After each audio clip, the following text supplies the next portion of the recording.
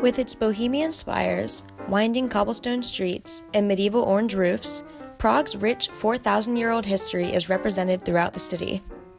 However, what you won't find as easily is remnants of its more recent history, that of the Czech Republic's communist era from 1948 to 1989. It's hard to imagine life in the bustling, colorful metropolis as a city repressed by a harsh, gray communist regime. However, if you know where to look, you will find that the traces of communism still permeate everyday life in the city of 100 spires. We start our walk through communist Prague at where else than the Museum of Communism, located near historic Wenceslas Square. This museum provides a rich overview of life under the communist regime in the Czech Republic.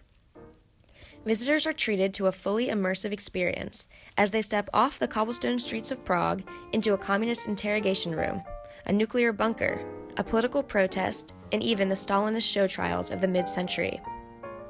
This museum is the perfect first stop to learn about the history of the communist era, life under the regime, and the revolution that led to its collapse in 1989. Wenceslas Square was a hotbed of political protest throughout the Velvet Revolution, which was the revolution to end communism in the Czech Republic. It was the place of countless protests, and the square itself seemed to embody the counter-movement. The 5.5-meter-high bronze statue of St. Wenceslas in the middle of the square was also the place of Václav Havel's famous arrest. Havel, the playwright and father of the revolution, was arrested near the statue for spreading his ideas of nonviolent opposition that he called living in truth.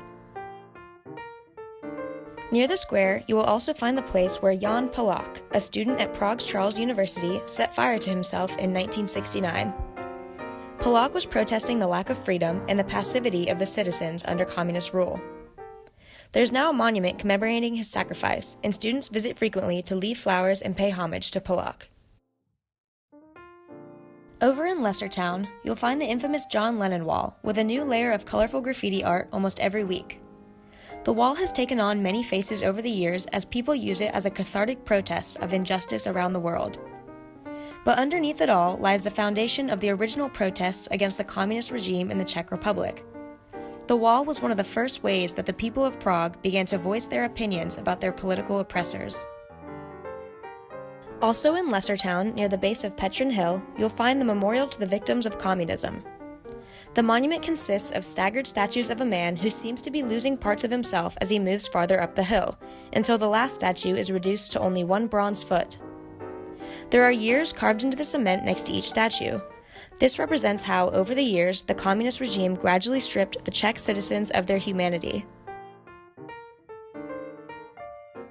For one of the best panoramic views of the city, hike up to Letna Park, where locals go to picnic and relax. Now a public park, Letno was previously the standing place of a 17,000-ton statue of Joseph Stalin overlooking the city, truly embodying the notion that Big Brother was watching. The statue was destroyed in 1962 as the Communist Party moved away from Stalinism, and in its place now stands a giant metronome. However, the citizens of Prague had to get in their last humorous jab at Stalin in the oppressive communist regime that followed. Attached to the metronome is a cardboard cutout of a baby with the face of Stalin attached to the head.